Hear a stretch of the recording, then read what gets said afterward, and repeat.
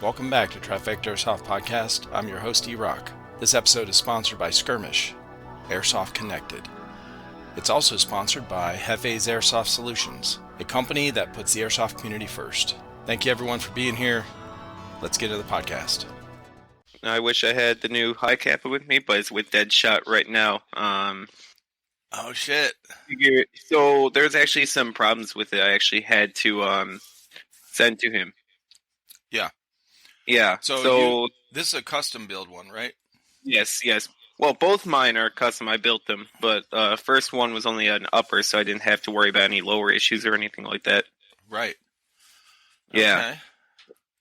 So there was let two parts. Let me tell people, whoever's tuning in, you are right. your carbon compound. You've been on previously. You were on one time before, and we already went over your story and and that and background and everything. And I think I'm going to pull it up real quick and see what episode it is. But so you reached out just recently and said, "Hey, you're doing a new build," and you sent me some pictures of it, which I'm going to pull up actually. And let me see where I can find this, because were you on before Deadshot or after? Oh, after. Here it is. Yeah. Number 219. So anyone listening or watching, episode number 219 was with Tommy here, and we talked about your background with motorcycles and taking pictures of cars and then motorcycles and that kind of shit, and how you got into airsoft and all that. So today we're just talking about your cool ass builds. Yes. That you're doing. Yeah, man. Yeah, I have two anyway, physical. Go ahead. Yeah. So I have two physical on me actually right now. So old girl. Oh shit, nice. Yeah, so she's tapped. Right. It's basically only an upper. I didn't really do anything with the bottom. Everything from mag catch, trigger, spring. Well, hammer spring is aftermarket, but nothing else on the lower is aftermarket. And this was the first real airsoft gun I had. I had an old Springer pistol, but I just used it for backyard shooting and everything like that. Right. This is my first real airsoft. Was this high kappa?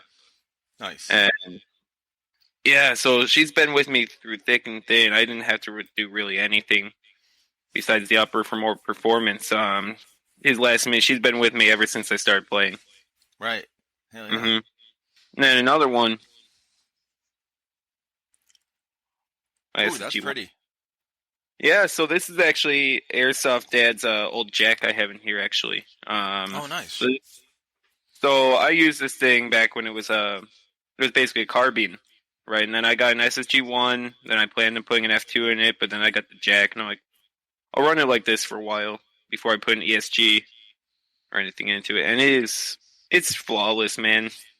It's stock inner barrel, stock hop-up unit. G&G makes some of the best stock internals and hop-up and barrel-wise. Yeah, dude. The electronics are very outdated, so the MOSFET burned out on me. I tore down the gearbox. That was an excuse to put an F2 or another jack in it.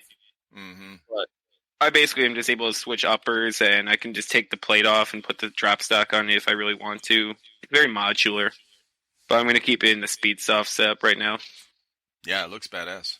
Mm-hmm. Well, it almost looks like a Euro build. You know, some of the Euro builds. Almost. Yeah, that's what I'm going to do. I just need to get the ESG for it, really. Yeah. Yeah, but nothing really. It's just a jack and then a stock SSG-1 lower and upper and barrel. Is that outer barrel? Is the end of that threaded? Is that tapped? It is threaded. Oh, okay. There is, if you want to put a tracer on it, you do have to buy the adapter. I'm just going to leave it like this. I play outside. I don't really do indoors or anything like that.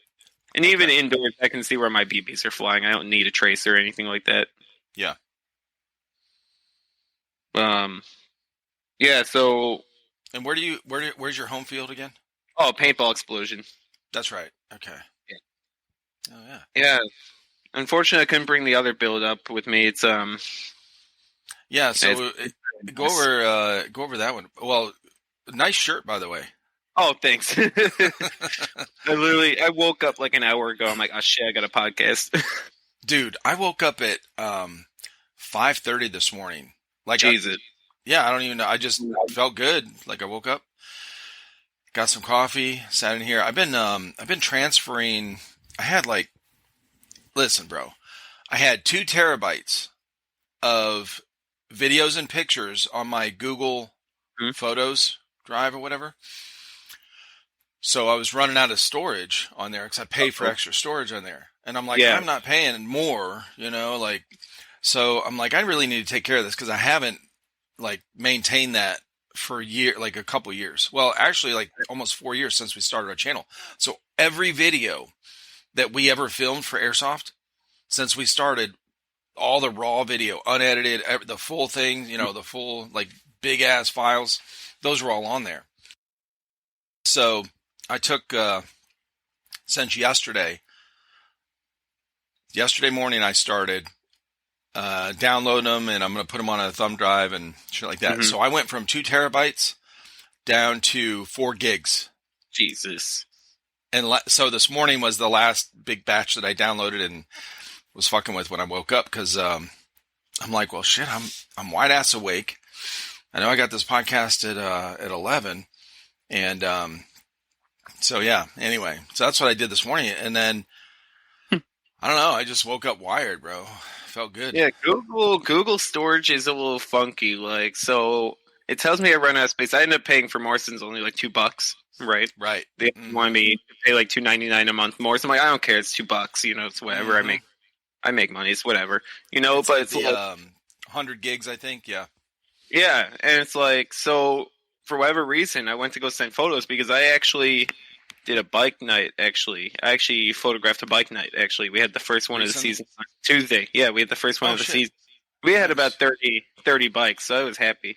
Okay. So I had a lot to photograph. I ended up, after deleting all duplicates and everything, like 70 photos. So nice. That's the beginning of the season, so I usually take upwards of like 200-300 at an event, and then I have to filter through everything like duplicates or pixel peep and see which ones are good and everything like that. Mm-hmm. Yeah, the new Sony cameras, it takes a little bit of learning. I was learning on the go, so I was glad that it wasn't too big or anything. Yeah, just so I can dial in my settings and learn the camera. Okay. Now, did you start posting that on your Instagram yet? Yes, so I actually posted one, actually. Okay. Yeah, it's one picture, and then my buddy posted his and added me as collaborator, so you'll see his reel. Gotcha. But yeah, I did post a picture. I did post multiple photos of the new build on there as well, too. And I did send you the build list, too, I believe, on DM. Yeah, you did. Yeah, I'm going to pull that up, too. Mm-hmm. Yeah, I didn't add the new parts. So yeah, that's the one I posted. So that's a Yamaha R7. That's a new one. You're never going to find an original R7. Those are literally like people like Jay Leno. They buy them and they don't take them out. They just keep them in the garage. Oh, okay. Old R7s are a collector's item. That's wild. Didn't know that. Yeah, so they basically reintroduced it, and I was kind of disappointed at first because what the new R7 basically is just an MT-07, but with sport bike fairings and clip-ons. I'm like, why couldn't you just bring back the 750cc engine and make it crazy? Because you're replacing the R6. You're replacing the R6 with this bike. So you gotta make it crazy, but they didn't. Oh, that's too bad. It still looks nice, though. I like how they sound and how they look. It could be a new beginner bike for people as well, maybe. Gotcha. A lot of people go for the MT-07 as a first bike. Okay. Yeah, it looks cool. Yeah, it's just all black, and it's like, it's the best.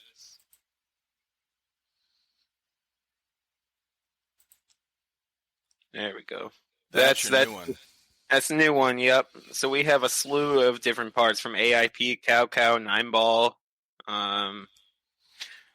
Edge. So anyone that's just listening instead of watching, this is I pulled up his Instagram and I've got his new pistol picture, a really nice picture actually of his new pistol that he had built. Is that a skeletonized hand or a grip?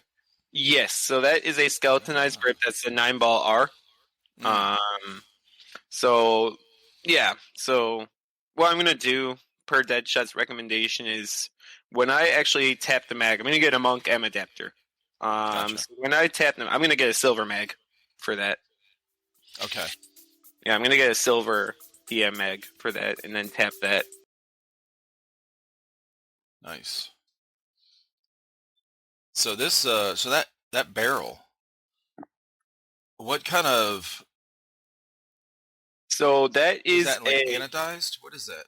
a Unisoft twister. So that is one of the stock colors. That's their rainbow one or heat gradation. So technically, you could probably call it anodized. Yeah, it looks like the heat. Right. Okay. Right. Yeah, so but per Deadshot's recommendations, he tested it.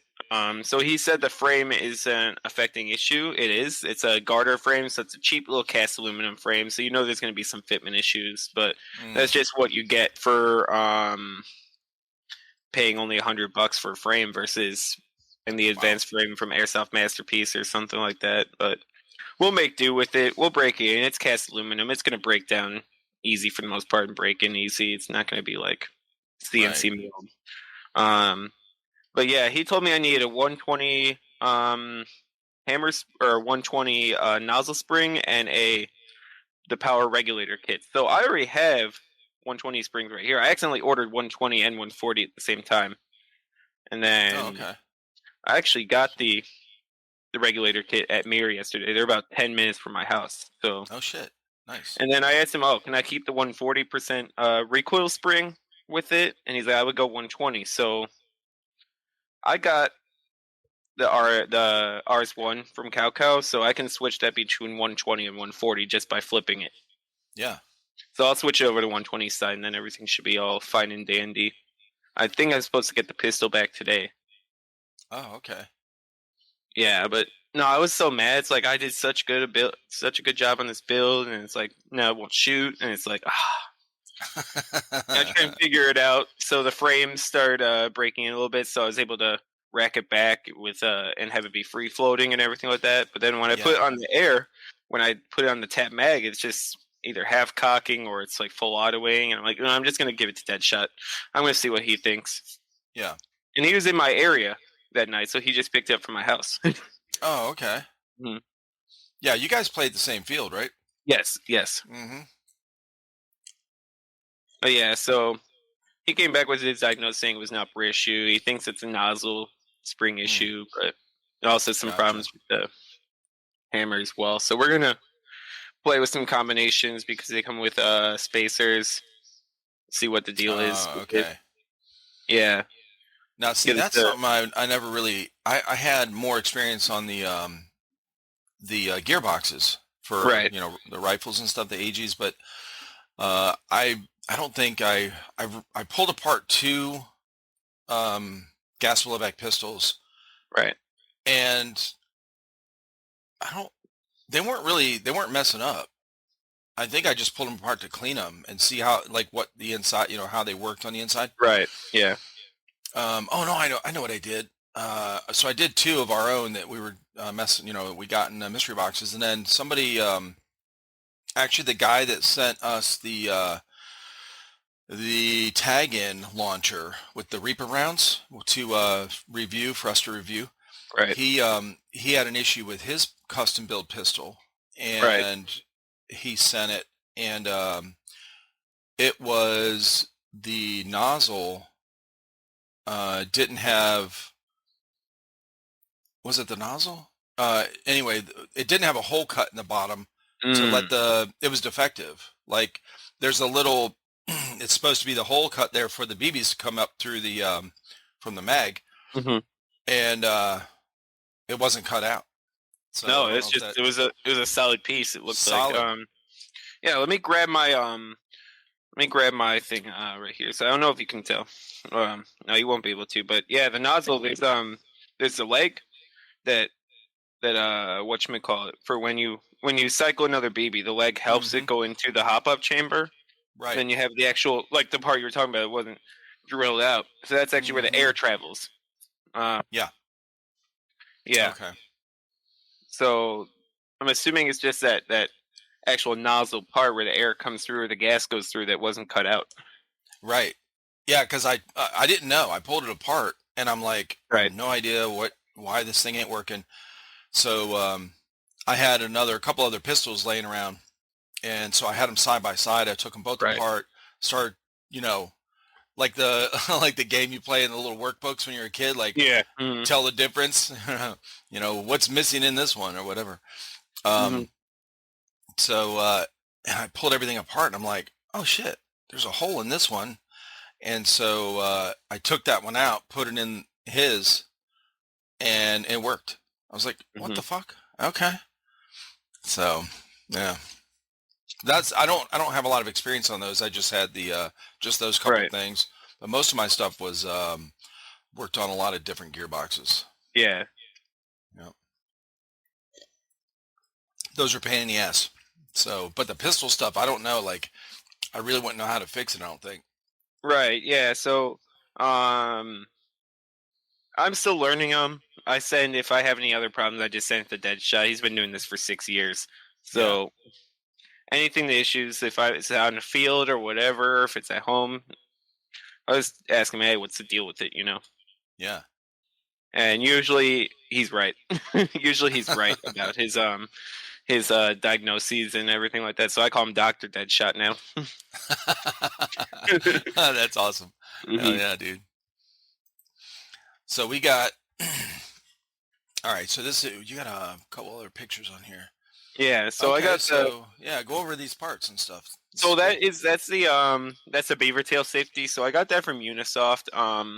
So I was talking to one guy who plays at N1, right? Mm, And he tells me so his Unisoft so he says that Unisoft parts have to be installed with other Unisoft parts, otherwise they won't really work together. But I have no issue with mine. My Unisoft beaver tail works well with the Cow Sear spring and whatchamacallit. Its yeah, fitment's okay. I mean, I'm not having any hammer issues when cocking the hammer back, firing it. right. Yeah, so I guess I get lucky. I feel like based on what him and a couple other people are saying, they're like hit or miss maybe. Because Yeah. I got one that's okay, but his is only there for display. He says his fires no matter what, depressed or not depressed. Oh, okay, right. So, Gotcha. oh, I guess I got lucky. So that's also heat gradation as well too. A lot of the accenting on there is heat gradation or Okay. rainbow. Yeah. Um, Everybody does black with rainbow. I want to do gray with rainbow. It's a little different. Yeah, the slide, like well, the frame, the whole thing, the upper is Yeah. what is that? What do you call that? So the slide itself, the Battle Cat slide. So that's a Limcat slide, and the Airsoft Masterpiece actually produces that. So that's actually a gunmetal gray, and then the frame is actually like a silver. Mm-hmm. It's just hard to tell because of the lighting in there, Yeah. but it's actually a different color than the actual slide itself. And then I Oh, have okay. the Wolf Gray skeleton grip. Yeah. So what kind of finish is this? So Is it? it's like a sandblasted Mm-hmm. Right. it's like a sandblast, not gloss or anything. It's like a Yeah, it looks sandblasted cool. finish. Yeah, it looks Yeah. really cool. Then I have the those are fiber optic sights. That's just a rear plate, so that goes on the stock TM sight plate for the rear, and you just put Gotcha. it on there. And I actually did everything myself on this build. Aside from the diagnoses that Deadshot gave, I did everything myself on that. Yeah. Everything like safeties and stuff like that. I already did that. I might need to get thumb safeties since the one on the right there is loose, even with the detents in there. Oh, okay. I think there's something with it. If I was trying to finagle it in. I think I might bent it out a little bit. I don't know. Mm.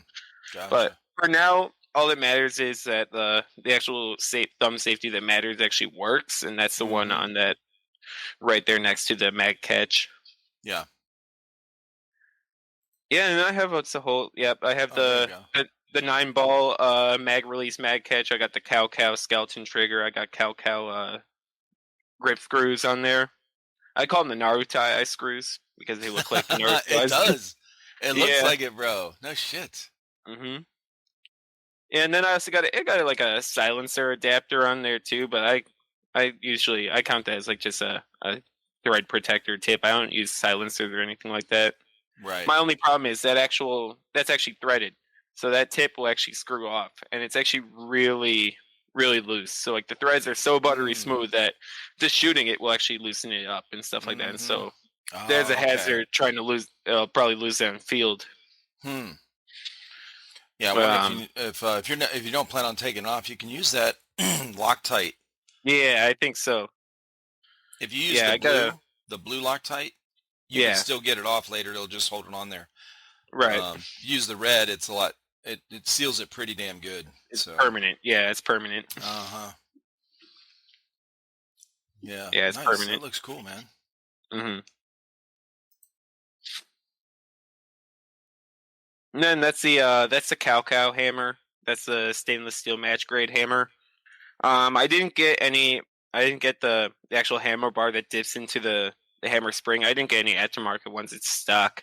Yeah. I just basically whatever stock parts on there that I have are basically ones I know can take abuse from speed soft style play with a pistol. Right. Like the trigger bar is stock, the disconnector and the firing pin and the sear are all stock. Mm-hmm. Yeah, but like all the stuff that matters externally is aftermarket that give it that like extra flair to it. Gotcha.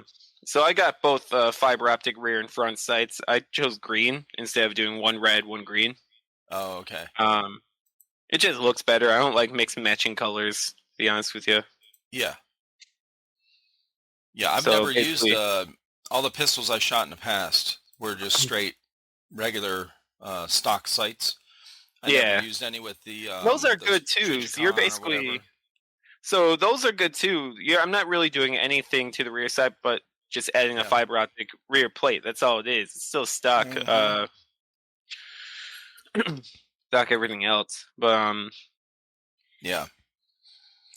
I always got used to the iron sights, even with the rifles iron sights. I mean, I like using a scope and stuff, but like the red dots and the all that kind of shit. This doesn't have any sights. This doesn't have any sights. Right. It's just I aim down the rail where I just go to the side a little bit. Yeah. I don't just watch your BB. I don't put any optics or anything. I just look I just wait for the BBs to tell me where they're going and stuff like that before. Right. Yeah, with the play style, like what you're doing and stuff, that's what I think most people do. Yeah. Even with the pistols with the sights. Even with the pistol, I don't even use the sights that often. They're just there for display for me for the most part. I usually, when I have the pistol, right, I'll have like a tracer. I'll have a tracer unit on this, and I'll just aim down the side of it and use the tracer as a point of aiming. Mm-hmm. It's just bad habits from paintball. It just translates over because pretty much the same game, except we have respawns and stuff like that. You're not getting all the mess on you or anything like that. Yeah, right. I mean, there is the mill sims and stuff like that. I don't go to those. Those are 2-day events, and it's like I got shit to do. If I didn't have shit to do, I'd go. It's just I don't have any multicam or anything like that. My speed QB rig is literally orange. Oh shit! I have the nucleus rig. I went down when I was down in CIA, so that's a good field actually. I love CIA. CIA. Yeah, CIA. Yeah, it's good. It's a good field. They're awesome guys over there. When did you go down there? I went when I was on vacation. Yeah. Yeah. Yeah. Okay. So I went Thursday and Friday, right? Yeah. And it's just like with Otter was over there, and I was just playing Speed QB with one of the Obey guys or whatever, and a couple other open players. And he's like, "You play paintball, don't you?" I'm like, "Yeah, yeah, I do." Yeah. No, he's like, "Yeah, I could tell," is what he says. Well, yeah, on our first podcast, we talked about that. Like, you were I think you really haven't been playing airsoft that long. You've been playing paintball Oh longer, no. right? Yeah, so this is only going to be 1 year playing airsoft actually Right. coming up this summer. Paintball it's going to be 3 years. Gotcha. Yeah, because you and I were talking. I think you were the first one that I talked with that played MagFed, like the Yes, paintball yes. stuff, and we were talking about that, and you were telling me about some of those things. Um, and I'm going to tell you who I talked with recently, who was an old school paintballer as well, Mhm. who just we were talking about the MagFed Yeah. was NEPA Airsoft. Oh, I think So I know who you're talking about. Yeah. yeah, Don, he is honestly, man, he is. For me personally, he's the most veteran airsoft player I've seen Hmm. that I've talked with. Like he's been playing the longest, right? One of the oldest guys that's been in, started airsoft in the '90s, like early Okay. '90s or Oh, something, whoa. Yeah, yeah, yeah. bro, for real. And we were talking. He's like, "Yeah, dude, I, he was telling me. He said I recently got exposed, or was able to try out the MagFed paintballs or Yeah. paintball guns. And what was the? I can't remember the name of those rounds with the that have First the strikes. yeah the First first strike. strikes. Yeah, he tried Yep. those. Mm-hmm. Yep. It's pretty cool. Probably had ones like these guys, the bronze with the Yeah, blue, old school that's it. ones. Yep. What they had this one when they first came out, all silver. Gotcha. Yeah. They only had white fill in them. They didn't have any other colors back when they first started Okay. producing them. It's all just white fill. Mm. Yeah, he was saying, and I think I might have said it on the podcast when I talked with you when we were talking about that stuff. He said if they would have had this MagFed and those kind of first strike rounds back when he played paintball, he might have stayed with paintball for a long time. You know, Yeah, it's just I think I would have too, the costs of them are so expensive though, dude. bro. They're For like real. I looked 120 it for up. 300. Yeah, they're like 120 for 300 now. It's like It's insane. that's real ammo. I can just get a Uh gun and just go to range. huh. I'll just Yeah, but you rather can't shoot at people. Okay. no, no. But still, it's just like the same thing. I can shoot deer, I can shoot game, elk, or anything like that. Defend myself, but I can't just go out and just shoot people just cause. But Right. that's illegal, and we're not condoning murder here. Yeah. Right. Hmm. Just pretend killing. Just play Now, I always airsoft. think about, speaking of that, like saying, like that saying, using that phrase, you're killing it, go out there and kill or slay, like, Yeah. man, you're Hmm. just murdering, um, there, I can just imagine let's say there's a bunch of transcripts, the people 1,000 years from now, Right. if they listen to a podcast like Joe Rogan's or anyone else like us talking or somebody else talking or books from our time period where people use that slang like Yeah. murdering, slaying, killing people in if they don't know, they're gonna our history is gonna look like holy shit, they're talking about killing, like everyone talks about killing somebody. And they don't even know. It's like, no, we're it's either airsoft or it's somebody did a really good set on a stand-up comedian. Mhm. Like there's no violence involved. It's just words. Right. It's funny, dude, right? Hmm.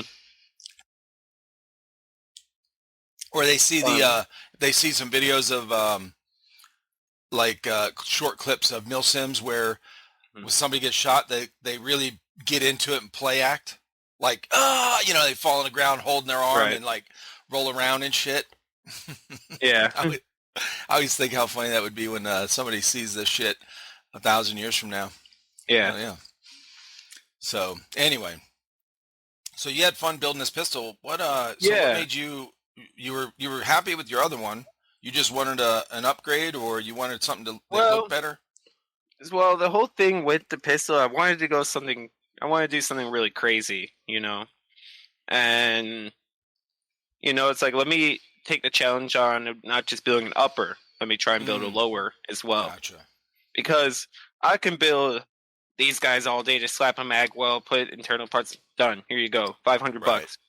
You know, but really just my inspiration behind building, Mm-hmm. like actually building a full upper was Alex over at CY Kappa. He does some amazing pistols. I actually got to use one of his Airsoft Mike, Airsoft Dad.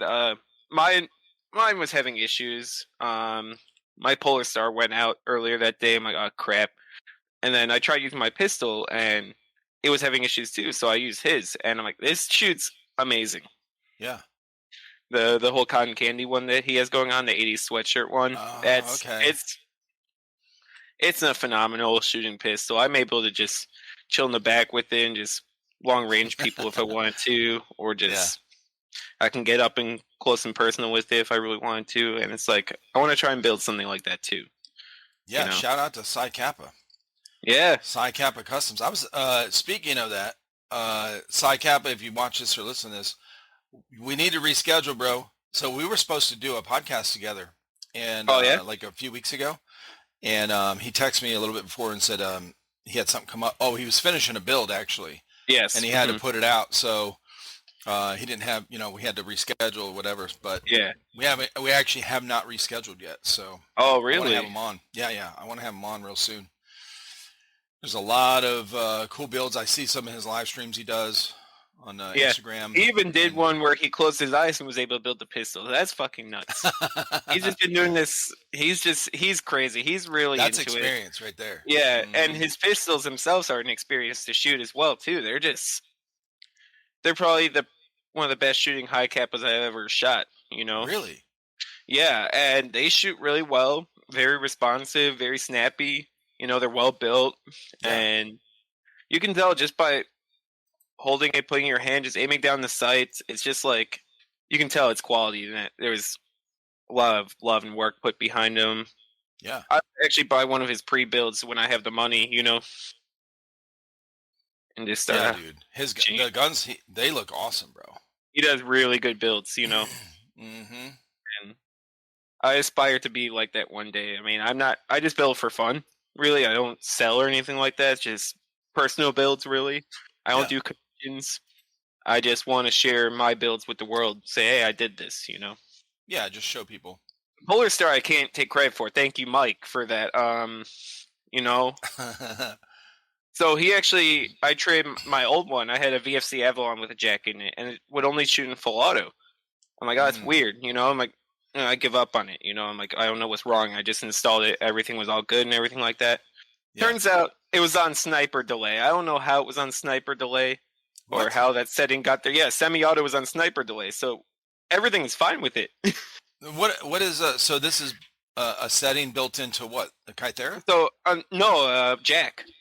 Oh, and the Polar Star Jack. Yeah. So I put the Kythera is semi-auto only. It's there's Yeah, no that's right. That's electronics or anything like that. Yeah. So the Jack, Yeah. it was on sniper delay. I'm like, how that setting got there? I don't know. I didn't even mess with that.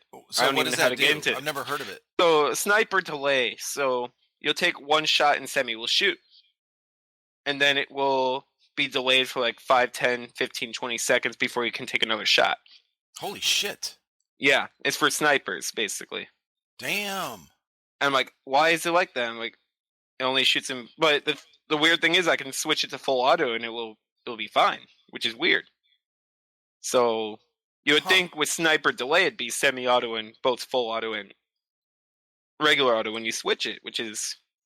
I felt like an idiot. I'm like, I thought this whole time something was wrong with my trigger board and it was not doing anything.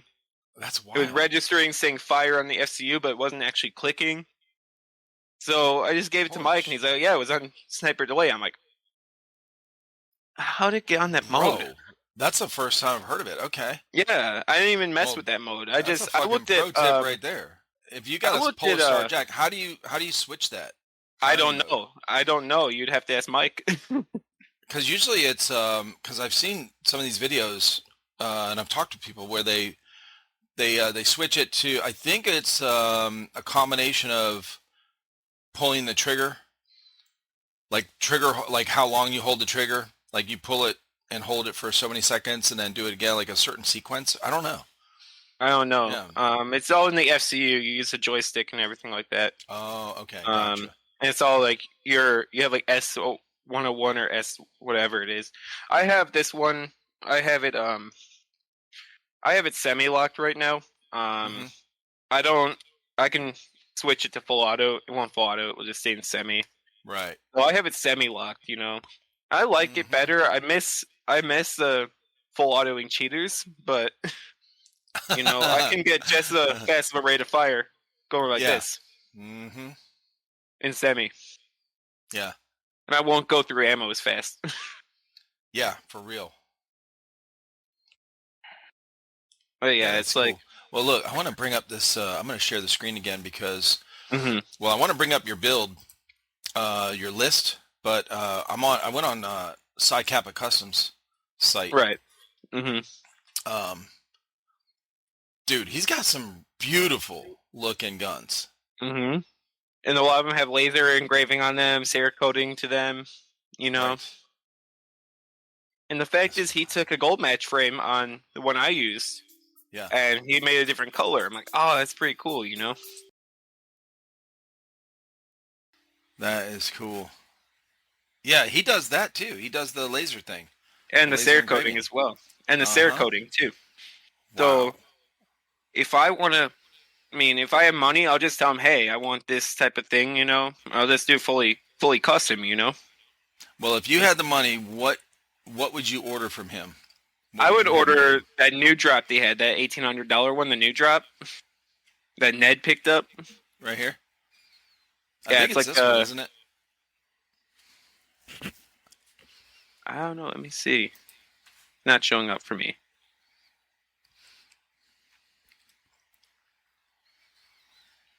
Well, if you bring up his Instagram, it would be Yeah, the second post. let me look real quick. The upper is like skeletonized like crazy, bro. And Let me that look. barrel is wild looking.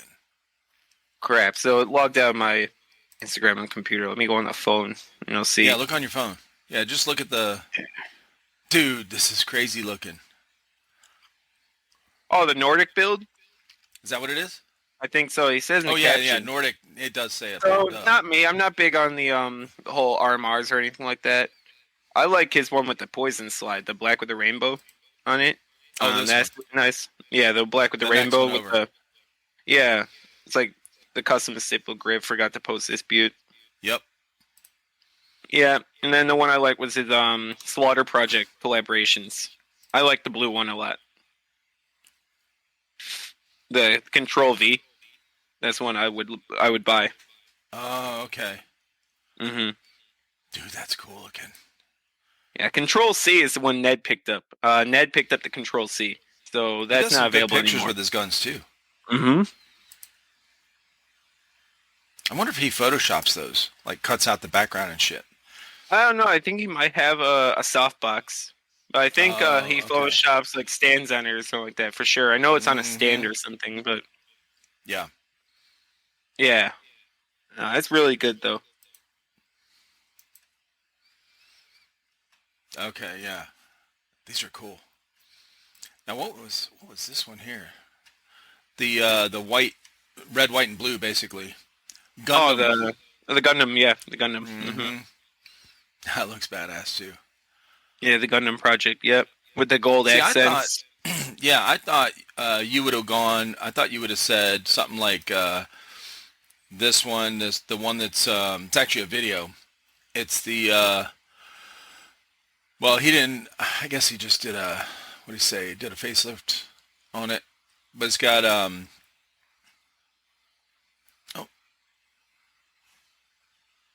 Yeah, the video I liked though, I was one where he did it with his eyes closed, and that was crazy.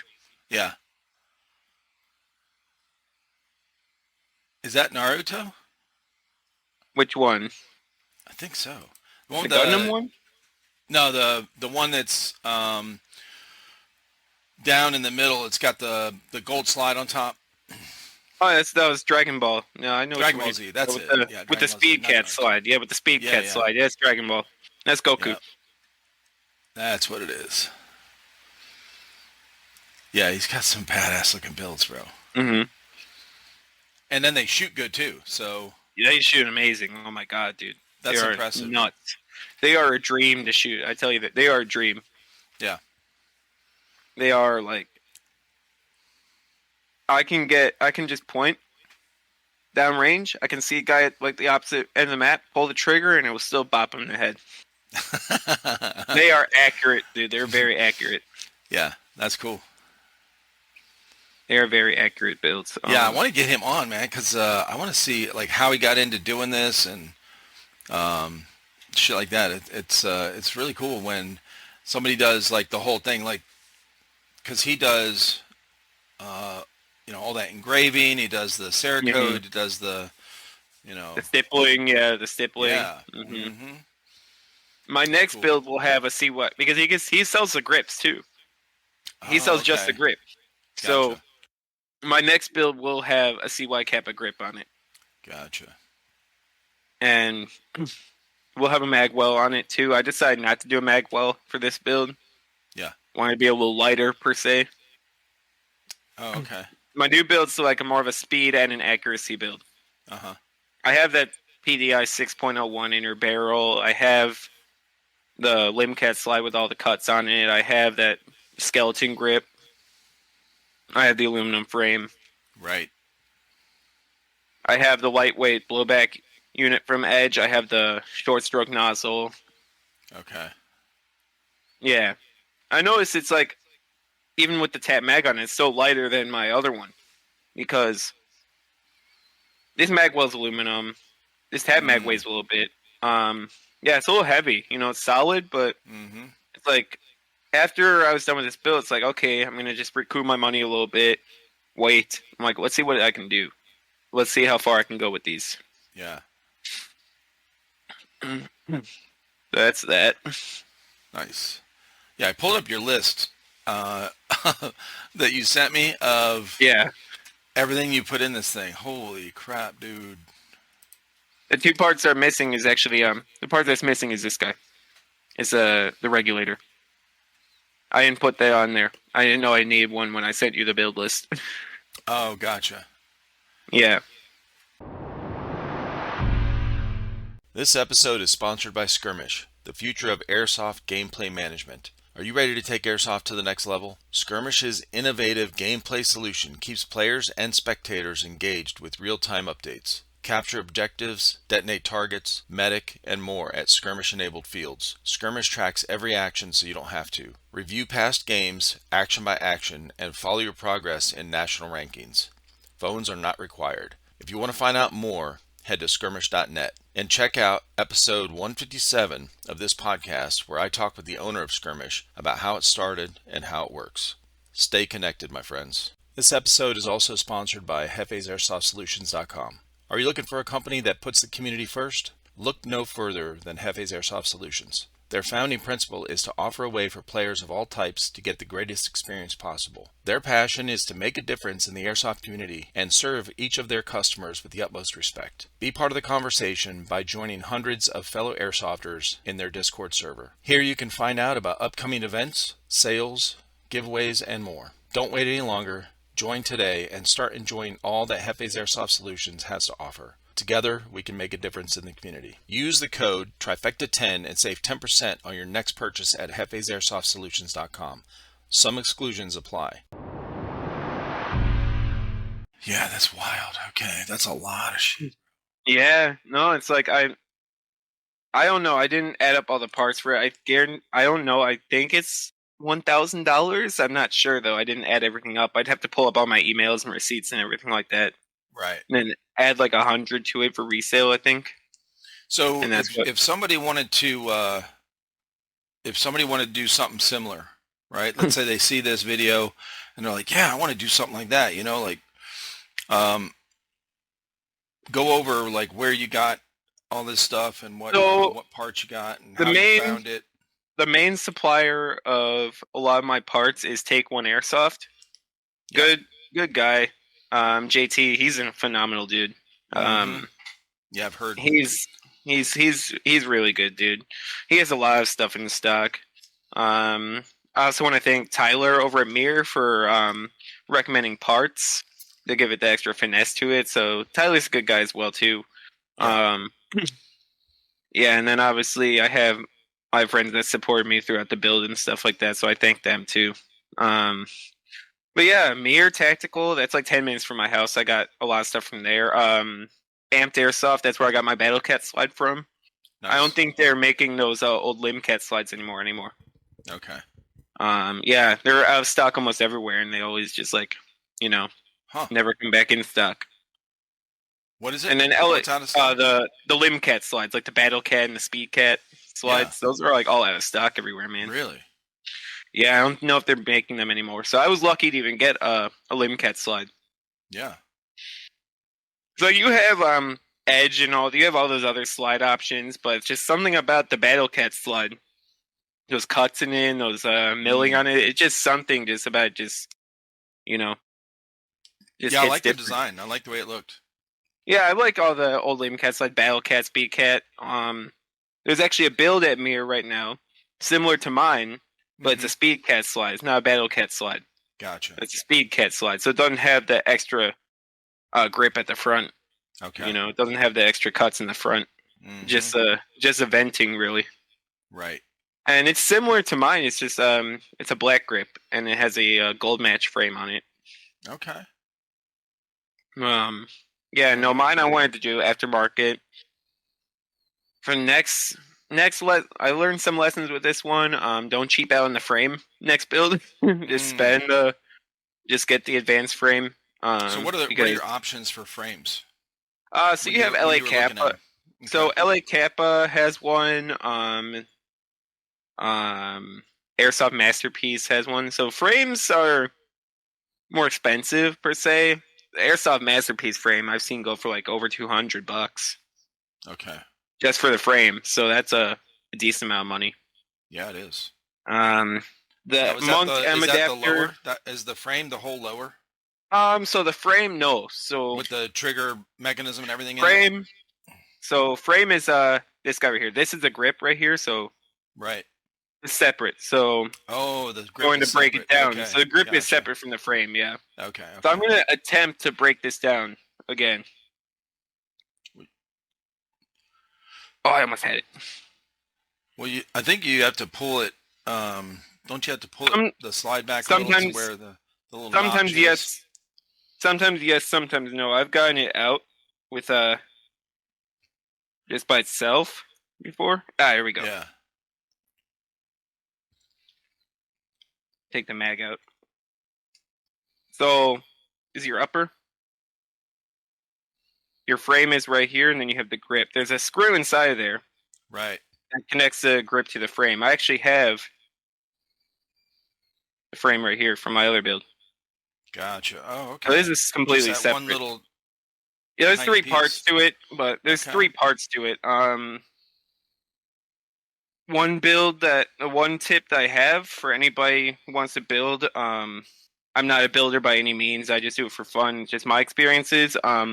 Get extra springs for the firing pin because if you lose that, it flies. It goes in the back room. So I had trouble finding it. Yeah. So. Oh yeah, I hear you. Yeah, those springs are, they're pain in the ass, and they're an even more pain in the ass to try and get back in. Mm-hmm. Because when you open up that frame, you have your firing pin. Right here, I believe it's this guy right here. Yeah, it's this guy. See how that is spring loaded. Hold on, let me see. So you have this guy right here. Oh yeah. You have your disconnector, and then you have your firing pin. Gotcha. That firing pin is spring loaded. So when you open up the frame and take it all apart, you'll see that spring is so compressed. And then when you take out the firing pin, that just decompresses. And the spring's about like this long. Right. So you have to try and compress that and get back in there and put the frame on without it flying. Make sure it fits correctly. And I had it fly into the back rooms like twice already. Yeah. Yeah. You need those little needle nose pliers or the tweezers to like squeeze something like that. And fit it back in there. Yeah, something like that. But yeah. Yeah, this is basically all just an upper. It's a lot of stock parts. Guide rod stock. I have a short stroke kit and a spring in there, but inner barrel stock. I still have that brass inner barrel in there. Yeah. So yeah, I didn't really do much to it. It's just like, okay, a small build to get into playing, Right. Maybe about $600 if I were to sell this. Gotcha. Nothing too crazy.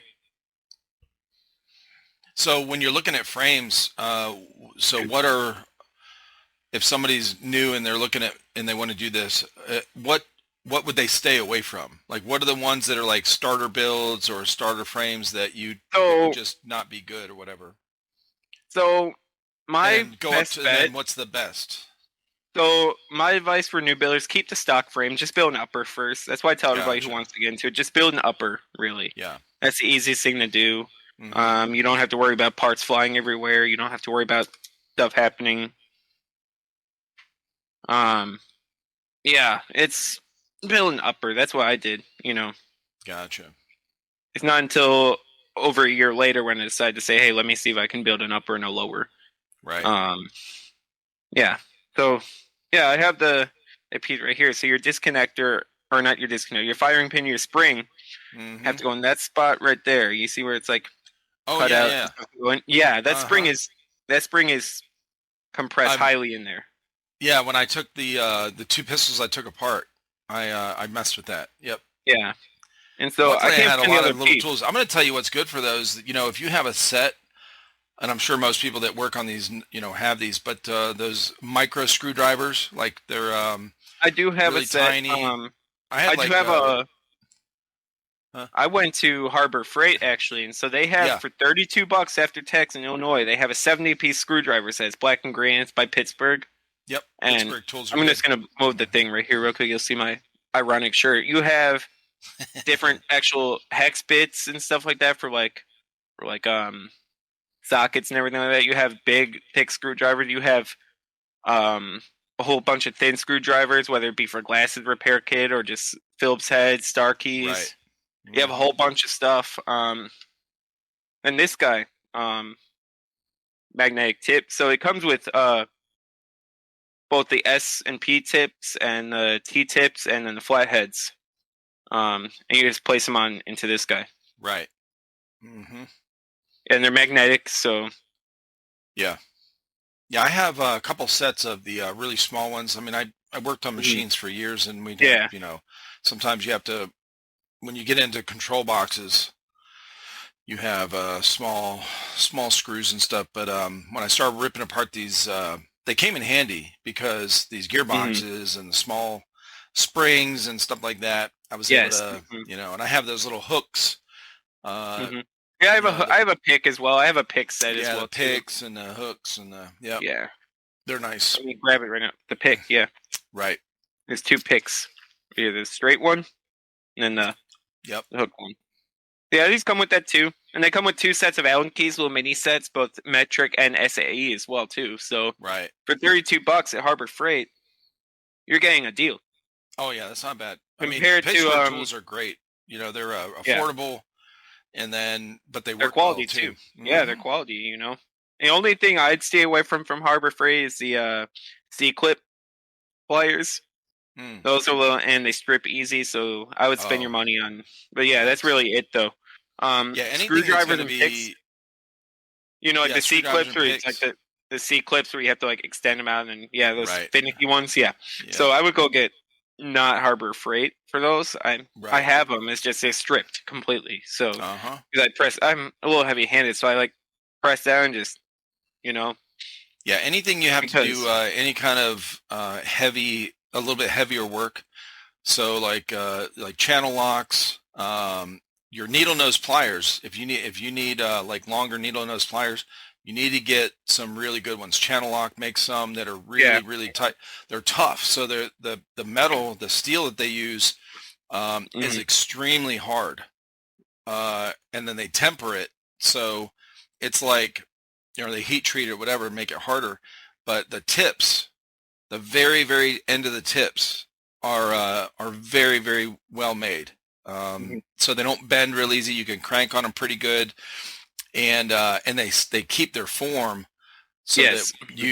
I mean the whole point of a needle nose plier is to grab something in that tight spot or whatever. You need to hold something real tiny just with the tips and but hmm like channel locks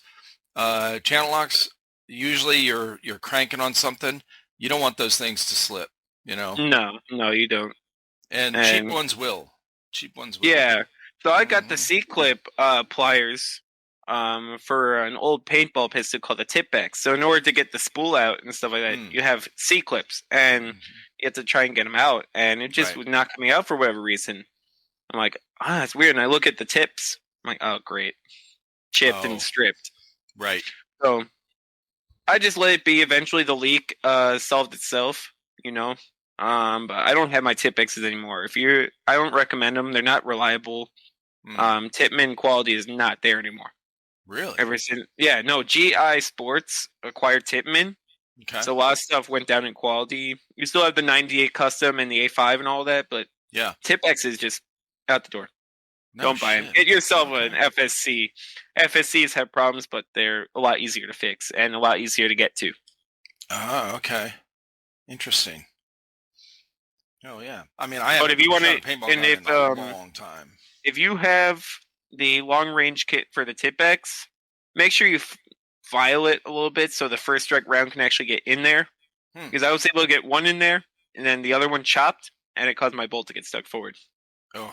So all that plastic and paint, everything got stuck in there. So I had to take a Oh. squeegee and just get unstuck. God. And then I saw my Ugh. springs fly into the grass and everything. Like, ah, shit. Oh my God. It was a big spring. It was a big spring, so that's Yeah, good. yeah. You know? Still, And what a pain in still, the I mean, it ass. was easy to find. It was like not winter or anything like that. It was just grass was green, Sure. so it was easy to find it. Uh-huh. But yeah, no Tip-X's. I don't recommend them. Anybody who wants to try and play paintball but wants a pistol, don't get a Tip-X. Yeah, what do you recommend for paintball? Anyone that's listening, that's a paintball player and wants to try it out. What Or wants to try paintball. They play Airsoft, but they want to try paintball as well. Sure. I recommend. I mean, if they have a choice, if they go to rent one, like a rent a gun or something. Well, you don't. If they have a choice, so Paintball Explosion has a choice. You can get the E-Tex or you can get the whatever it is. But most rentals are gonna have the FT12s and 98 customs. So at least get like an EMAC. Just find a used EMAC for like $250. Get a cheap electronic hopper and just get a 48 CI tank. Those are like cheap. But don't. It's like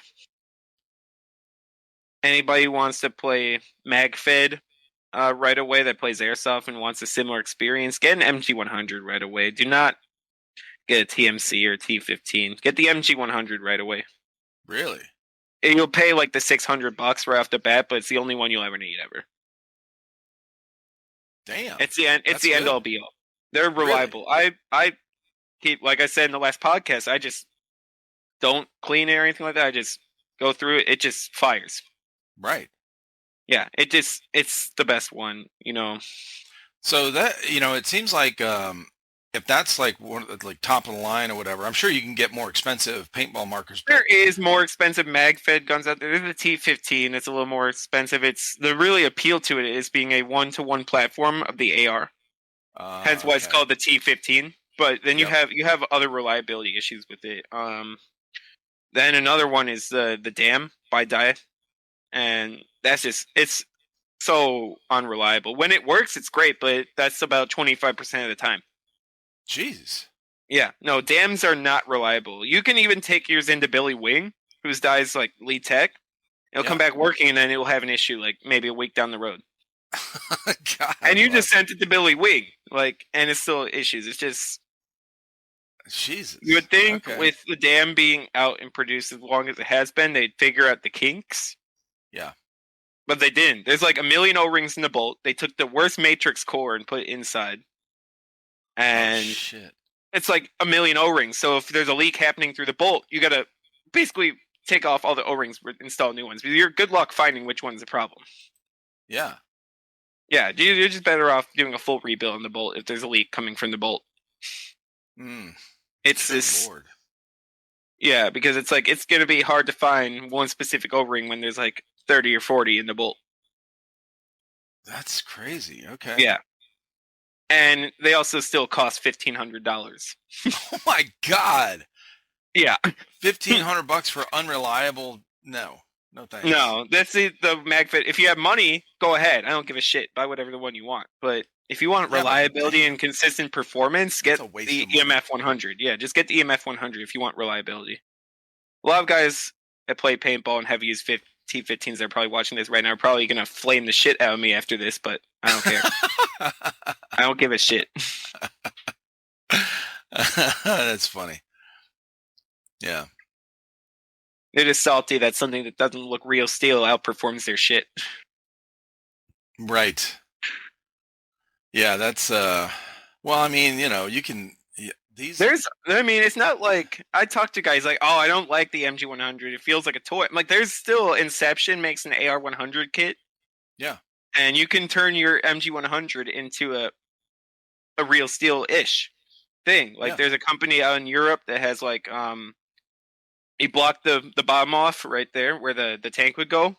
Mm-hmm. You block the bottom part off, and you go through. You install something, right? And you can actually screw your tank in the back, and you can have it like a Okay. stock, basically. So they Right. have that. They have the ID100 kit, and you can put real steel handguards on it and stuff like that. It's basically you can have basically a T15, but with more reliable Yeah. performance. Right. I tell the guy, I'm like, just look at the Inception kit, dude. Just use a stock EMF 100, and of course it's going to feel like a toy to you. It's plastic. Yeah, right. If you want it to be real steel-ish and have more weight, get the ID 100 kit. It's the best $300 you'll spend if you want to convert your MG 100 into a real steel-ish thingy. Really? Yeah. Yeah. Inceptions is a little expensive, but they're well worth it. I wanted to get an Inception's body for mine, called the FLE. And it makes it feel more like a speedball gun and stuff like that. But, I like, mine's already light enough. I don't need to go lighter. Yeah. Yeah.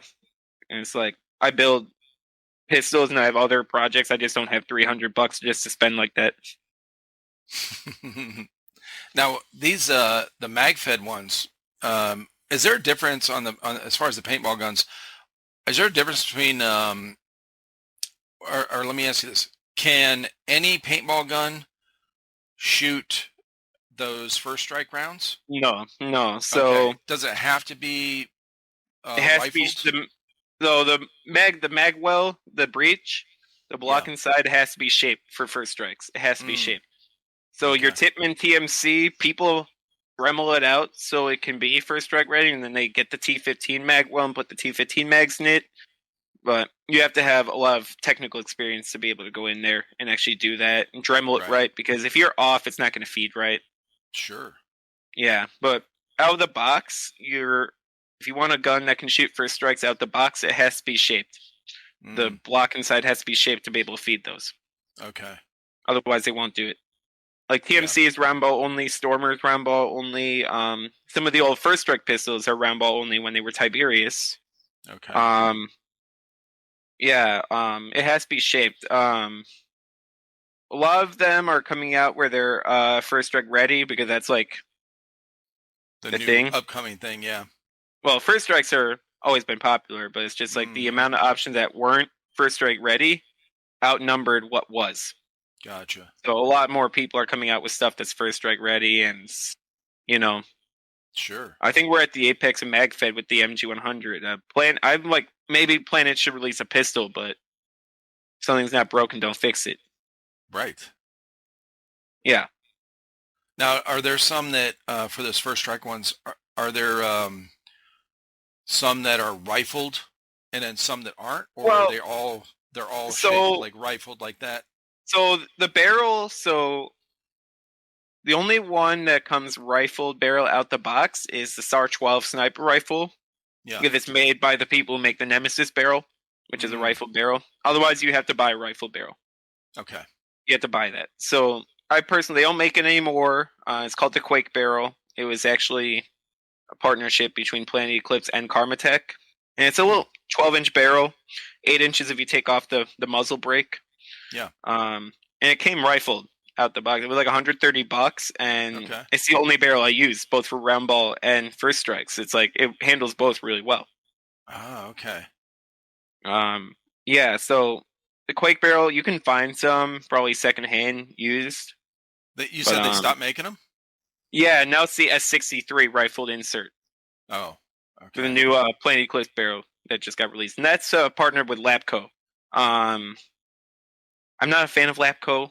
I had their smoothbore barrels for my tip X's; those perform well. Yeah. But for rifled, it's just like, nah.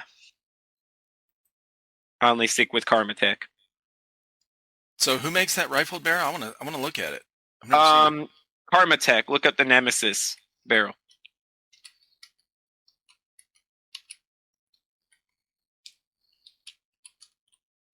There we go. Let's check this out. Share the screen for those that Can't see are gonna be it. looking at. Okay.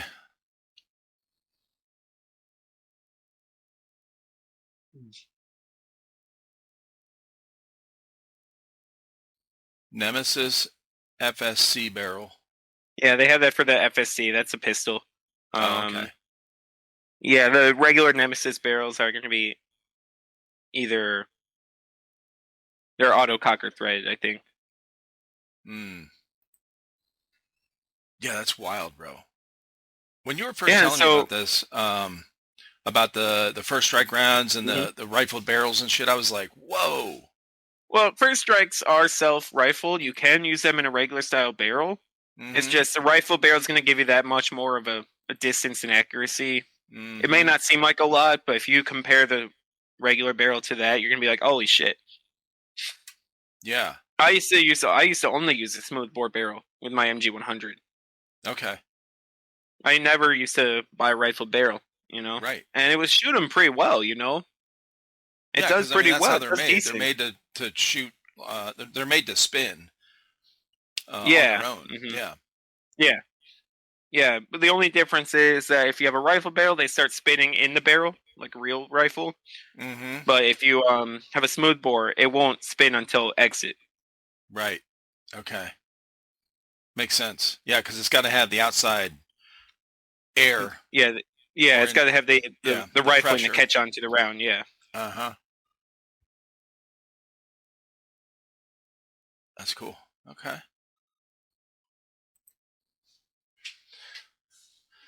Yeah, man. Well, when I was talking to Don and we were talking Hmm. about that when he first tried it out, and I was like, "How much are those rounds again? You know, the first strike rounds." And so we looked it up. It's actually on. I left. You know, I put it in the podcast where I shared the screen, I think, or maybe I just said what it was. Hmm. But it was Yeah. so expensive. I was like, dude. They are. Yeah. So a very good um, first strike shooting gun or paintball marker, whatever, Yeah. Hmm. is that MG 100, Yeah. Or and that's EMF around 100, we 600 call it. bucks. Yeah, Yeah, the and EMF 100 now. It comes with one EMF. mag. The other mags, the ones that come with it, they're called CF20s. So you just wind up the mag, you take the plate off, and you just dump your paintballs in there, or you put the rounds in there. Those are about $30. I prefer the die mags with the upgrade followers. They're just more reliable for me. They don't break, Hmm. you know. And what's the All my so CF20s, they all broke on me. so if you get if you get that gun, like if somebody wanted to start in paintball and do this, you know, one of those guns you talked about, the EMF 100 or whatever, Yeah. and then with a decent mag or a couple decent mags, how much you talking? So I carry 5 mags on me. So Mm-hmm. die mags are 2 for 25. So they come in Gotcha. pairs and they're $25. Mm-hmm. One Eclipse mag is like $30. Okay. So if you have like 3, so it's like what, like 600, then you 30, 60, 90. Yeah. You're looking about 800, $90. and then you need a tank as well too. Oh, right. You need a An air tank. Yep. tank. Yeah, you need an air tank and then possibly remote line if you want to be really light. Mm. But I find getting a carbon fiber tank offsets the need for a remote line. Okay. Um, Yeah, your tank is going to run you about $200 for a good carbon fiber tank. Okay. Um, you're looking about 800, $900 just to go, Yeah. just to start. And then round ball is a dime a dozen. You can always get bags of round ball for like $25 each, and it will still do good. Oh, okay. I always tell people to use regular paintballs first before first strikes. Mm. You need to learn. It takes more skill to use regular paintballs because they'll go straight one shot and they'll go left or right or down or up. Yeah. Yeah. So you got to learn with round ball first before you go into first strikes. Get good with what you have at the field, ammo Gotcha. wise, before Yeah, because you. you have to buy ammo at the field.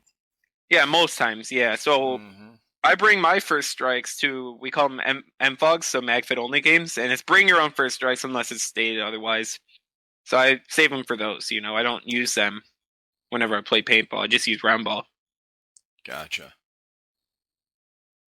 Oh yeah. Well, it seems like. Well, I was gonna say I thought maybe it would be cheaper uh, for No, the gun. airsoft's way cheaper. Airsoft's way Yeah, I was gonna cheaper. say yeah. Well, the gun for paintball I thought would be cheaper because the No, ammo is so expensive. no, But no, no. the guns are expensive. Like the whole setup, you're still looking at $800 for a decent setup, Yeah, and then the paintball, your ammo is expensive, way more expensive than BBs. that's if you use, yeah, just in general, yeah. I get Right. 500 paintballs for around $25, where I can get 5,000 BBs for $25. Right. So I play both. I like both. They're both fun. I prefer Mm-hmm. playing airsoft more because it's just I save more money. And Right. then I can actually get the extra money I save and go to like big games for paintball and just Not use only that, that but you money have I more save. Yeah. options for Yes. Hmm. customization for Yes. Like, your markers. I yeah, mean, you your can't guns. Yeah. you can't build a pistol like that Uh. in paintball. No, you Uh. can't. And that's also why I love airsoft. It's just like I Yeah, said dude. before. It's like people like say, "Oh, yeah, airsofters are toxic." Blah blah blah blah. That's not true. Right. Now, I'm do you more of a have speed softer. We all get along at the field as long as we play the game right. right? Do you have friends that you play paintball with that also go to airsoft? Play airsoft or play My both? one buddy Turbo, he's mainly a paintballer, but he also does airsoft. He does more of like the milsim zone stuff like that, more over than Okay. open play. He does more Yeah. milsims like Red Dawn and all that, Right. versus just open play. You know, Did you go to I Red have a Dawn? no, I didn't go to Red Dawn. No, I was busy. So, um, Deadshot and May, Yep, yep, they and were they Shap were actually supposed too. to be on right at like the weekend after Red Dawn, Oh yeah, just a few or during that week after it, and because they set it up, they scheduled it, and I think it was the following weekend because they wanted to talk about it, how it went and everything, right. and then I guess May had something come up, so they had to cancel, but Yeah, so I didn't know, they each sent me a message after the event hmm and said, yeah, it was fun, but it was a shit show. it is a shit show. Yep, yep, it's a shit show. Uh-huh. He was telling me that before Red Dawn when I was playing and stuff like that. Yeah. He's like, "Yeah, it's gonna be a shit show." I actually didn't end up going because actually a freak accident happened before I went to Florida the Thursday before. I Yeah. actually dislocated my kneecap. Actually, Holy shit. What'd you do? yeah, it was a freak accident. I was just walking out of work, and the next thing you know, it decides to go out left. I'm like, "Oh my god!" And I Holy fall over. shit. Yeah, and so I decided to still play at CIA both Thursday and Friday with this shit going Damn. on, and then I played Sunday at PBX and just took it easy. Was it sore? It was sore. I mean, I had KT tape and I had knee pads on and stuff like that, but I had Right. to sit out every so often. Uh-huh.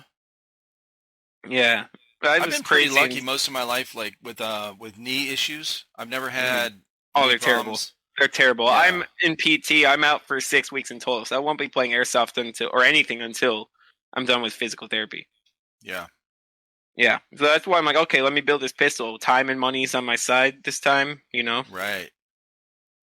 Yeah, most of my buddies, they had, they would have knee problems or whatever. My thing was ankles. I probably sprained my ankles maybe 15 times in my life. I Mhm. mean, I'm talking bad, like where you feel like it's broke, but it's not. Yes, And I know what then, you're talking about.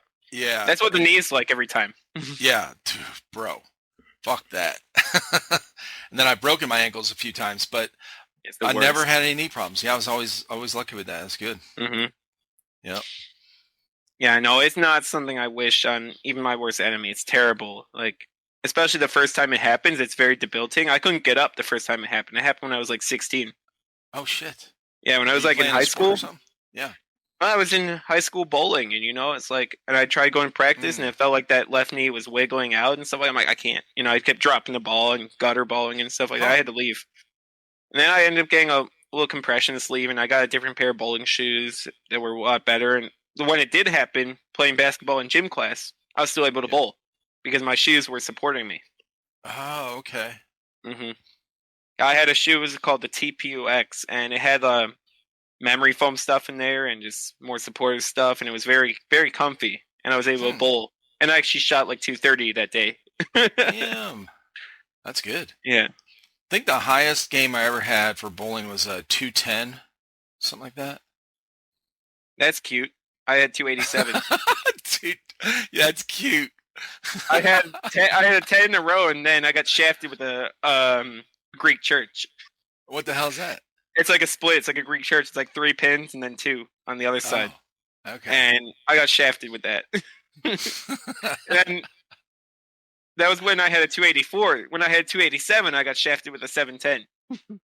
Where it's like the 2 pins on the 710 split. I've only made that one time in my life, and that was at a practice where we had it set up for the 710 splits, right? Yeah. And I made it once out of like the 30 times that I actually tried it. I made it once. Oh, it was not on video. So it was not on video. Bro.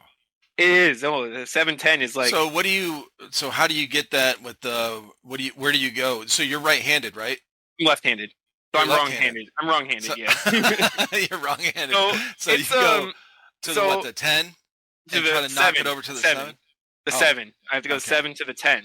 Okay. And so I have to hit the pin just right so it slides over or bounces over, and that means going on the edge of getting a gutter ball sometimes. Right. Yeah, and like all those times except for the one, I got a gutter ball. You know. Oh, I'm sure. It's very difficult, and I've made the Greek church a couple of times. I've made the 4-6. The 4-6 is the easiest. Okay. Because I got shafted because the pressure was on, and I just realized how many strikes I had, and I just pulled it a little bit, and then I got a 710. I'm like, I had 287 that game. Damn. That's crazy. Yeah, because 300 is the max, right? Yeah. So when you get a 710, just go for the count. Just pick whatever pin you want. Just go for the count. Go for That's one. all. Yeah. Just go for the count. Yeah. That's the easiest. Yeah. I have my bowling stuff with me on the side of my room because of the winter and stuff. When's the last time you bowled? Oh, last time I bowled was last year, and I was off. I was drinking Henny and Coke, just a bunch of it, you know. Yeah. And I was bowling drunk, and shockingly, I got like 150. I'm like, this is after years of not playing. I haven't touched a bowling ball since then, you know. Okay. So my average. I don't think I've ever bowled sober. I don't think I've ever bowled sober. I have. I used to only bowl sober. It's just when I start drinking, it's like, okay, I'm not playing sober, you know. I do. I don't know how to spin the ball. I just do straight, whatever you call it. You know, just.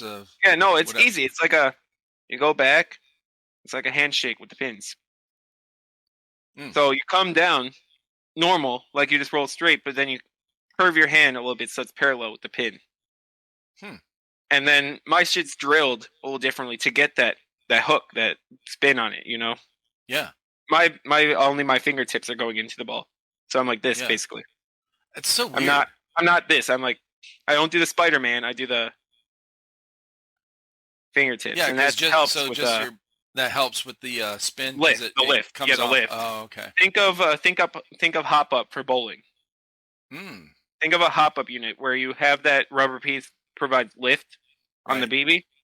Same idea, except you're using your fingers as a hop up, basically.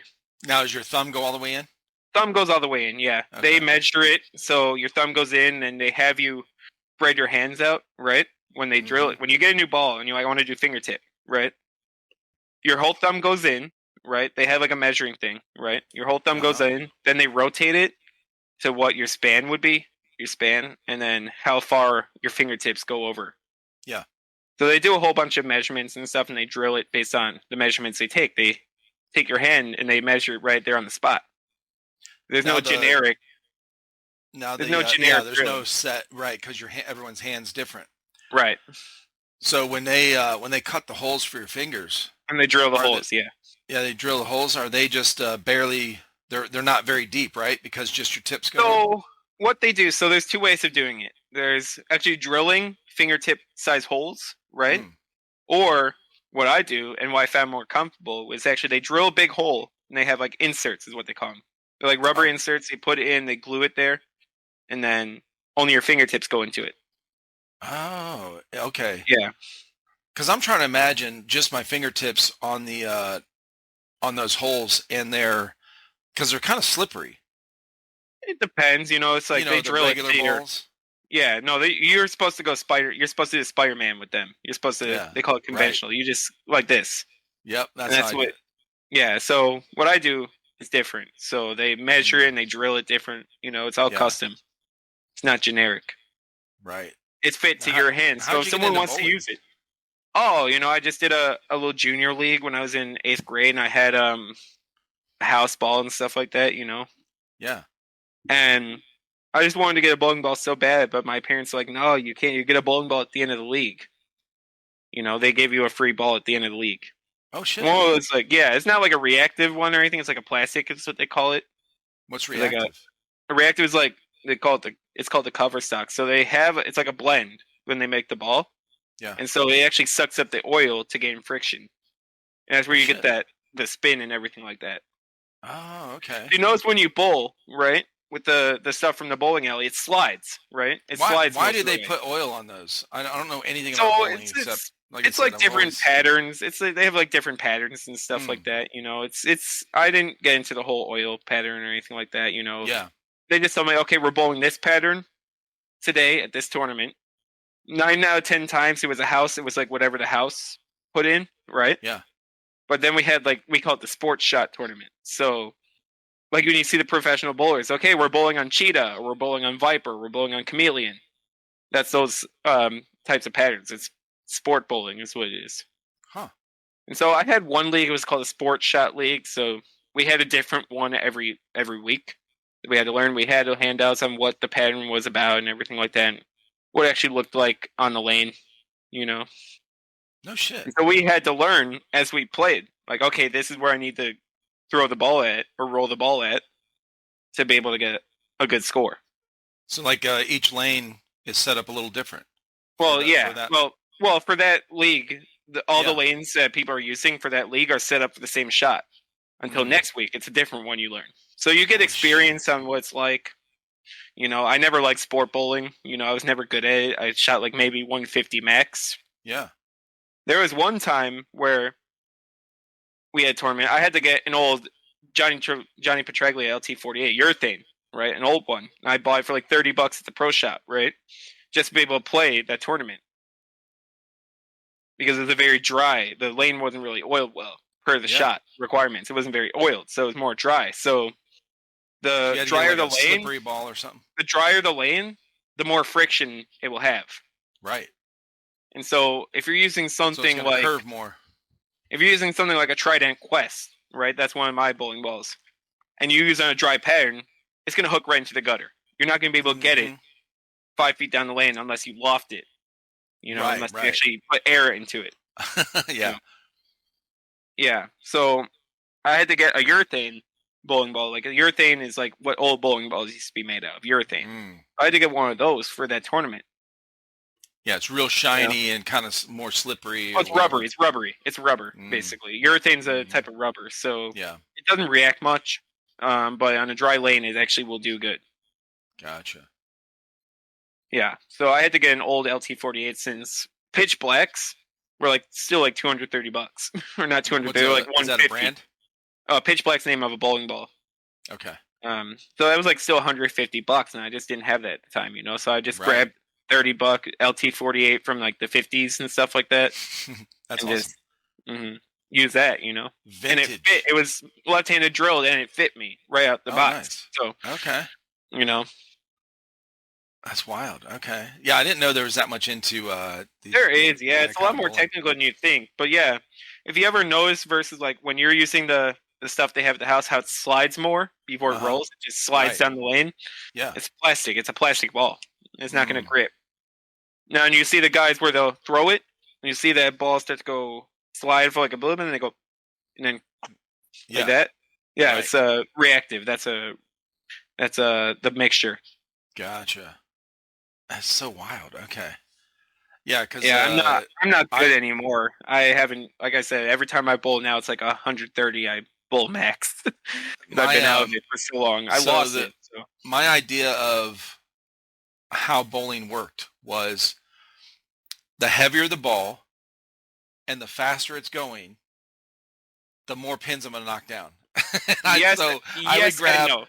I would Yes and grab no. the heaviest ball, like what is a house ball is like what 16 or something or 15, 15. 15 is the average. 16 is the 15? heaviest you can get. Yeah, I would Yeah. grab the one that the meatiest one with the biggest thumb hole and the whatever. And most of the time they're slipping out of my hand because I'm Yeah, it's drinking, my grip. hand's Yeah. sweaty, and I'm drinking draft beer from the Hmm. bowling alley, so it's Yeah. the glass is sweating. So by the time I get up there, Hmm. my hand's wet, and I practically drop it, whatever. But I'm just like, ugh, heave that bitch down there in the middle and see what happens. Right. So that's yes and no.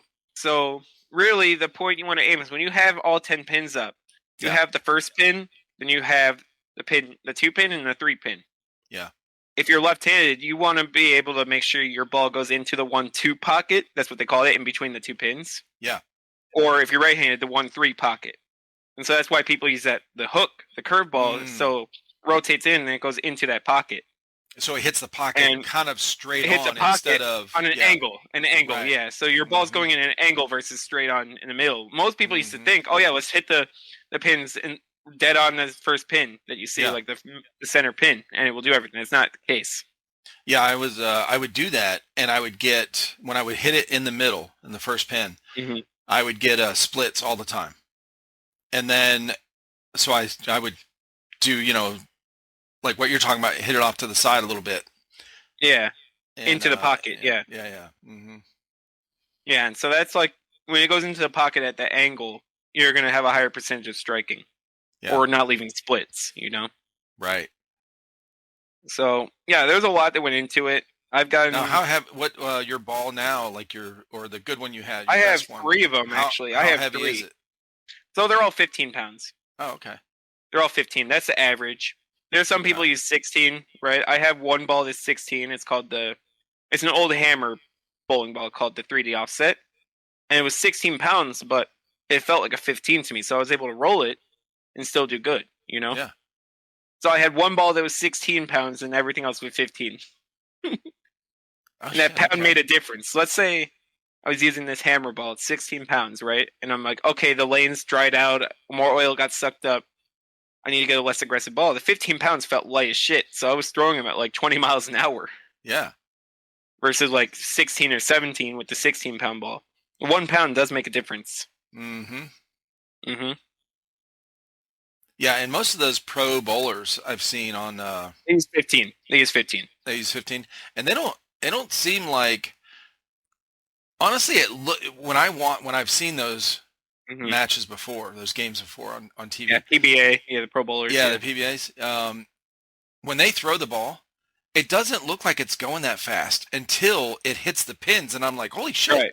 Like the pins just It go gained, flying, bro. it gained the traction and just Uh made huh. a right turn or a left turn if you're right-handed. Right. Yeah. Then you have the one guy who uses 2 hands like that. Dude, that's so fucking Jason, weird. Jason Belmonte. So thing for him, it's like 2-handed bowlers are my bane. Okay, because 2-handed is basically what we call cranker style. So they crank the ball to get Uh highest huh. amount of revs possible, right? Okay. They crank it and they throw it so fast that they're striking most of the time. And Jesus. 2-handed bowling is fun, right? I've done it before. Just for Really? shits and giggles. And I can actually do it pretty well with just a plastic ball. I actually get traction off a little plastic ball, Yeah. shockingly. Because it's And spinning so fast, it's yeah, like it's it rotating causes so fast. much Yeah, friction. Yeah. I'll use my stuff, and it will hook like halfway down the lane. It will just go to the Yeah, gutter. go I right can't into the use gutter. my stuff. I have to throw it really fast, or I have to Uh huh. loft it or something like that. Gotcha. Yeah, 2-handed bowling, it's its own thing. And it's just like they tried banning it because it's cheating. What? Technically, they tried banning. They called cheating. They Oh call shit. cheating on it. Yeah, because you're using 2 hands to get an insane amount of revolutions that nobody can get with 1 hand. Oh And shit. Jason Okay. Belmonte, like, yeah, he's a good guy. It's just I was sick of hearing like, oh, Jason Belmonte won the U.S. Open or the Masters or whatever. I'm like, Oh, okay, so there was a big difference between. yeah, Okay, two-handed, one-handed, yeah. So really? that's just how he was doing it, So like, props to him for pioneering a style. Huh. But it's just like, okay, let someone else win now. Oh shit. It's So like why didn't that become the Nicky standard? Mace. I wonder why that I didn't don't become know the standard. why, because everybody. So the standard is one-handed. You're supposed to Right. bowl with one hand and three fingers. The USBC and all of them actually tried putting restrictions on these guys. Yeah. So now, if you're two-handed, you can only have finger holes drilled. You can't have a thumb hole unless you're going to use the thumb hole. And most of the time, you're using your opposite hand as your thumb, basically. Oh. So you're using, when you bowl To two-handed, help get that spin. you have your palm, right, and your two fingers in the ball, right? And you don't have your thumb.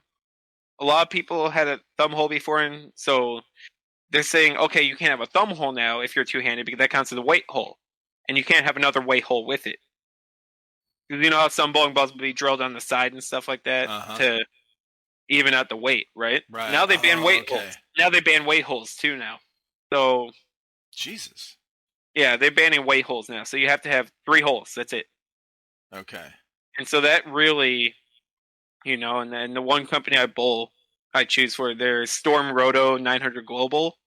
Their stuff's been getting banned for the stupidest reasons. What? USBC is more like a policing body now, and a governmental body more than an actual association. It's ridiculous.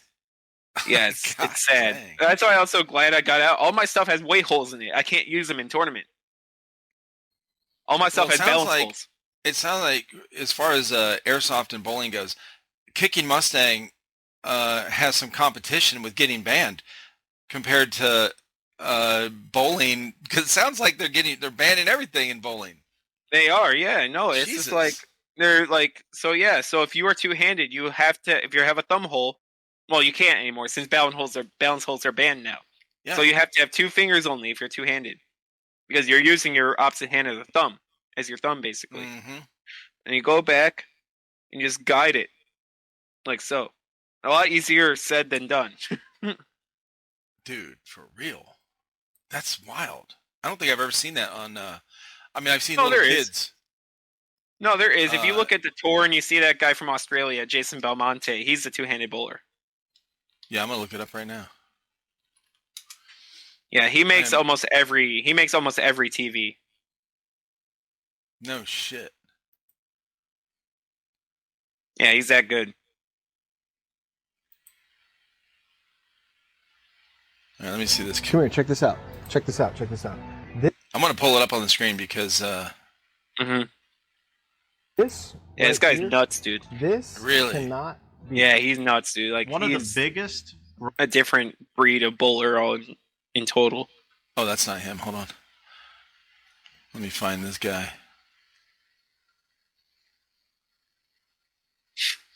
Oh, there he is. Two-handed styles advantages. Yep, Jason Belmonte. That's the Australian guy. All right, I'm going to share the screen real quick. Please do. No, I can't see it. Everybody else will be able to.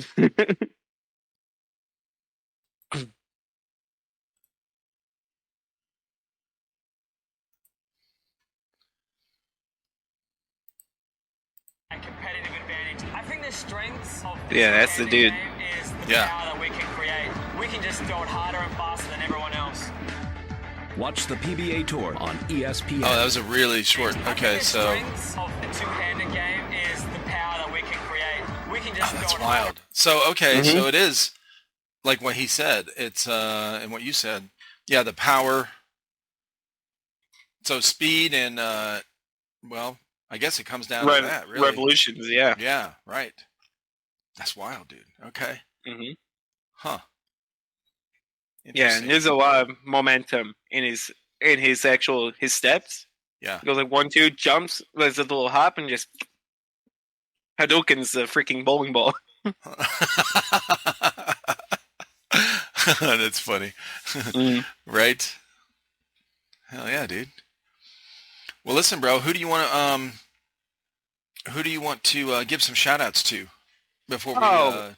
Today Obviously tier 1 or take 1 Airsoft. Obviously, Yeah, man. I was able to procure most of my parts for them with speed and ease. So shout out to JT. He runs a good business over there. He runs a very good shop as well.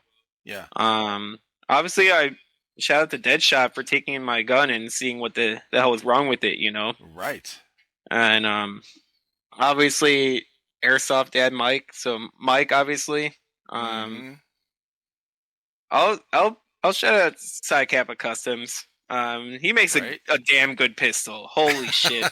I had a lot of fun using that when my shit was down. And he was inspiration for me to do a full build. Nice. Hell yeah. Side cap, but we got to get you on here, brother. Hell yeah, dude. Yeah, Okay. yeah. He makes a damn good pistol, dude. I shit you not. Yeah, I mean they look awesome. So. And they perform awesome too, as well. Yeah, obviously. That's good. Mm-hmm. Well, I got a couple of sponsors recently. Oh yeah. Yeah, I had Hefe's Airsoft Solutions. Oh, Jeff. Yeah, Jeff. Yeah, Yep. dude. He's a good guy too. I'm actually. We just did a live stream the other night. Be on the lookout. Be on the lookout. I might build an AAP-01. Speaking of Jeff, Okay. I'm gonna build an AAP next. Nice. Once all my he's other got a lot projects of are those. done, and I'm gonna build an AAP. Those are too fun. Like it's like these builds are getting out of hand. I saw Take One posted last night. He shot this AAP and it was shooting as fast as my Polar Star in full auto. I'm like, holy shit, these are getting out of hand. These are getting way out of hand. They're crazy, bro. They're crazy. They cost like $80 to get stock too, as well. That's what I'm saying, bro. It's the best starter pistol, and it becomes very well. This stock was like $180 after tax. Uh-huh. Yeah, and it's like, and you know what? The other thing too, that design, because how small that bolt is, the slide that moves in the back, it's so gas efficient, bro. It is, really. It is, yeah, because it's not moving this giant. It doesn't use as much energy to throw this bolt back. Right. No, I have in the backstrap. I have the hammer spring and stuff like that, and you have the hammer and stuff like that. You have to use the gas to propel it. Well, so the gas has to move that whole slide up top. Yep. Let's go. Yeah. And obviously, I get more efficiency by short stroking it, but right. I don't think I need to short stroke anything with the AAP-01. It's just you look at how they're going full auto. It's just like so fast. It's like, dude, it's so fast. It's that tiny little thing that yeah.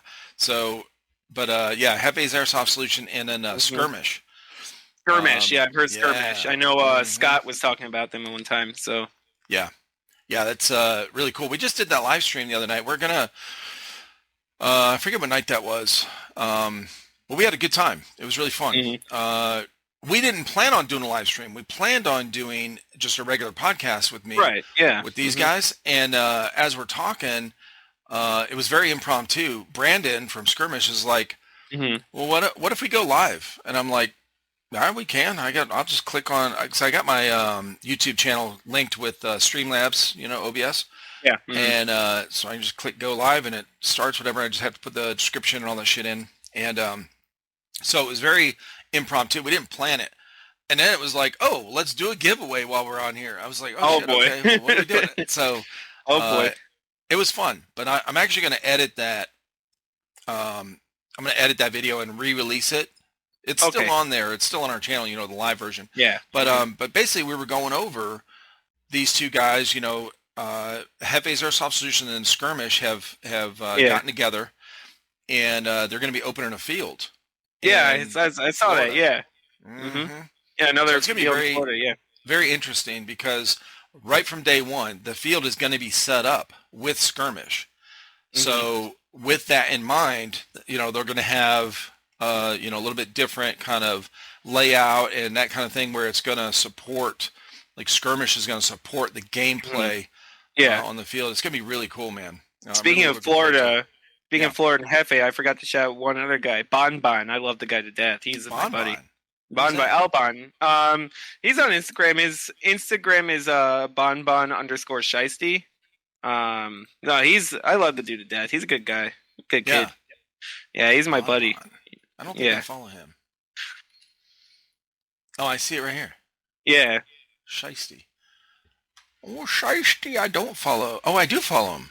Yeah, no, he's a good Okay. guy. He's a good guy, you know. Well, Christ, I follow like 2,000, 2,300 something accounts. No, I mean, Elbon, he's a good guy. I love the dude to death. He's my buddy. he's out of Florida. He plays Florida, at CA. yeah. Okay. Yeah, no, he more of Miami Airsoft, and then he goes to Jeff's games as well too, and Legion Airsoft Academy he went to as well. Okay. Yeah, he's good. He's a Nice. good kid. You know, he's a good kid. Hell yeah. I'll have to get him on here sometime. Hell yeah. Mm-hmm. Yeah, so I got the 2 sponsors. I opened up a sponsorship program for so just I guess for anyone listening or watching, if you don't know yet, if you go to my website, I have I just started this a few weeks ago, where I have a sponsorship program where if you want to if you're hosting an event or you're a field owner or if you want to promote your YouTube channel, whatever you want promoted, you can go on there and choose 3 different levels of sponsorship. So you can sponsor 1 episode of the podcast, or you can sponsor 3, which would be 1 week, because I put out every Monday, Wednesday, and Friday a new podcast comes out. Or you can do 12, which is a full month. Okay, right. So and I have different tiers for those, but all you have to do is purchase that on the website and then send me basically all the info that you want to be promoted, and then I make a little promo. I'll shout it out, and then I'll talk about it, whatever kind of details. So like in the beginning, I'll say it. So if you watch some of the newer episodes on the video, then I have an intro that says, hey, shout out to the this episode is sponsored by Hefe's Airsoft Solution and Skirmish. Right. And then in the middle, there'll be a break where I talk more about, the Hefe's Airsoft and then the and then Skirmish. So if anyone wants to, promote an event coming up or something like that, there's a way to do that. I'll put it in. And the cool thing is on my audio versions, so this goes on all the audio versions, it will predate, or I guess it'll put that on all of the previous podcasts, the audio versions, just the audio versions. But because the service I use has that ability to where it'll go, once I put it on, it'll put them on like over 100 or 200 episodes. So I think 236 or 237 just came out Friday. And so it's it's valuable if somebody wants to promote something. We can give a shout out and then tag all these different things. It's cool. So anyway, so I have a couple sponsors now. It's pretty cool. It's been fun. And then this live stream we did was fun. We're going to do more of these leading up to when his field gets open. So it'll be fun, man. Hell yeah. Well, listen, bro, it's been awesome talking with you. I learned a lot. All right. And always interesting because you have such a diverse background with all these different things I didn't know. I don't think we talked about bowling last time too much. No, we didn't. No. I saw my shit right there under my high cap, so I'm like, I gotta put this in today. I mean, bro, yeah, it's a big part of your life. That's cool, you know. Awesome. All right, brother. You have a good night. All right. Later, bro.